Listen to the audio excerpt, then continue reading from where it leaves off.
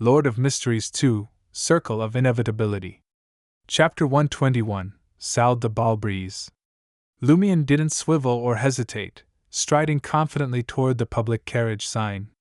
He scanned the area nonchalantly, his eyes settling on the glass window of a nearby cafe. Him in a dark jacket was reflected there, and not far from him, another figure in a canvas jacket and a cap. Lumion averted his eyes, abruptly quickening his pace as if trying to catch the departing double-decker carriage. As expected, he felt the man in the blue cap break into a jog.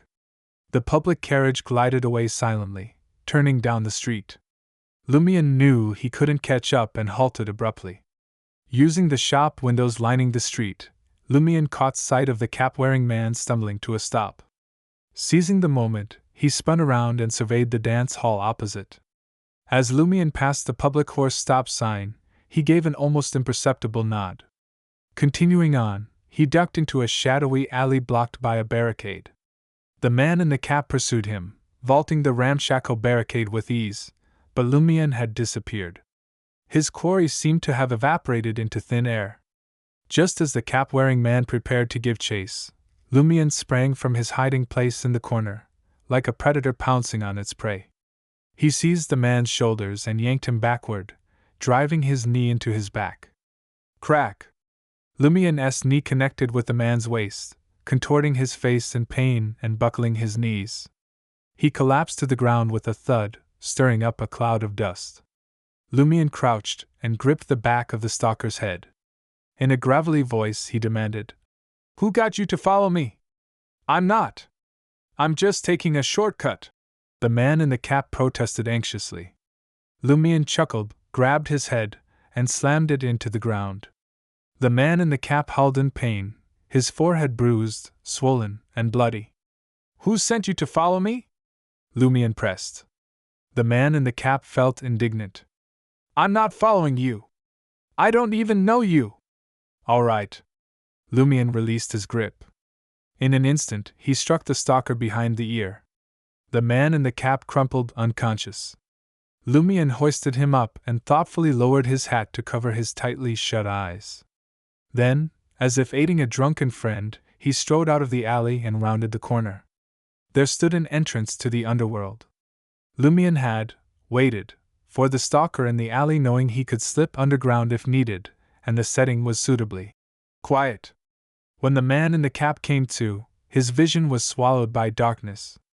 Only a faint light in the distance weakly revealed his surroundings. Clang! Clang! Clang! Clang! The sound pierced his ears, approaching and receding through layers of obstacles.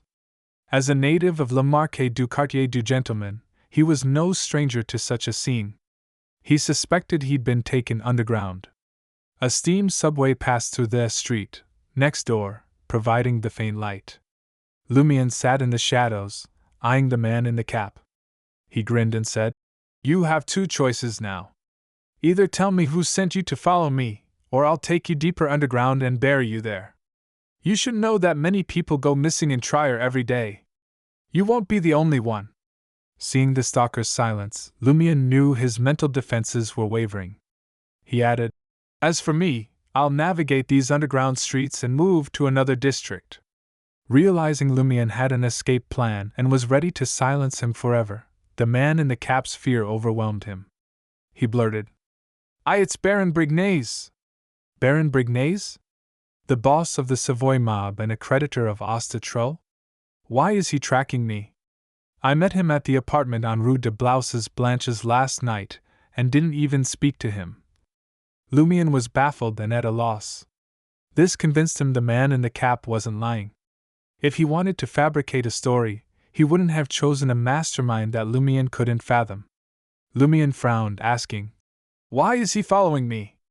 "I don't know," the man in the cap replied, trembling. "He just wants me to follow you and see where you'll go." Lumion pondered for a moment and asked, "Where is Baron Brignaise now?"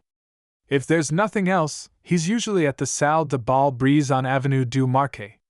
The man in the cap strained to read Lumion's expression, but the light was too dim. Salle de Brise? Lumion recalled the landmark buildings in Le Marquis du Quartier du Gentleman from his recent recon.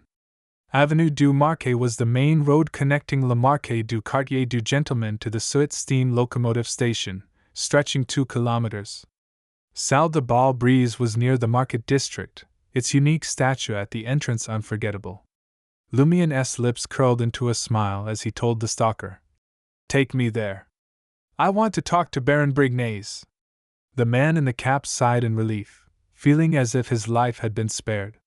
Who would hold the upper hand or be, accidentally, killed at Salle de Brise was no longer his concern. Salle de Brise occupied the bottom 2 floors of a khaki-colored building. The second floor housed a cafe, while the first was a bustling dance hall, though it had just opened and few customers were present. A white, spherical statue composed of countless skulls greeted visitors at the entrance. Inscribed in intus were the words, "They sleep here, waiting for the arrival of happiness and hope, one." Lumien surveyed the scene and trailed his guide around the statue to the dance hall entrance. 2 burly men in white shirts and black coats stood guard. They simultaneously rested their right hands on their waists and questioned the man in the cap. "Maxime, who is he?" "He's here to see Baron Brignaise," Maxime stammered. Under the guard's suspicious scrutiny, Lumien replied coolly, "It's up to Baron Brignaise to decide if he wants to see me or not you. Do you want to bear his wrath?" After a moment's hesitation, one of the guards turned and entered the dance hall.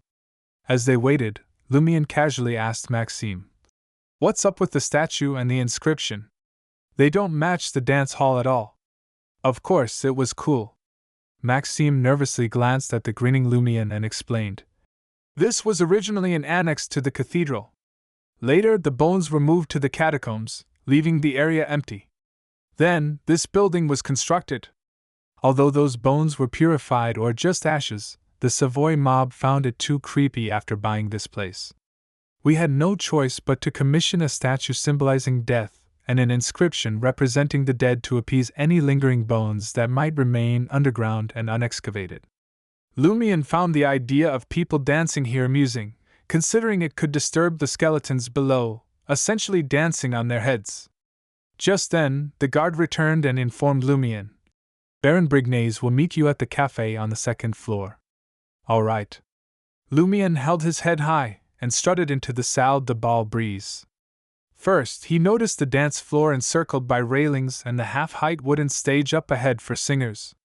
Then, his attention was drawn to the haphazard seating and the various perfumes and cosmetics wafting through the air. Maxime hesitated before following Lumien. He felt compelled to report the situation to the Baron, lest he end up missing in the underworld. Upon reaching the 2nd floor, Lumien recognized the gentleman he had encountered the night before. In his 30s, the man sported a black, thin tweed formal suit. His brown hair appeared naturally curly, and his brown eyes held a confident smile. His features were sharply defined.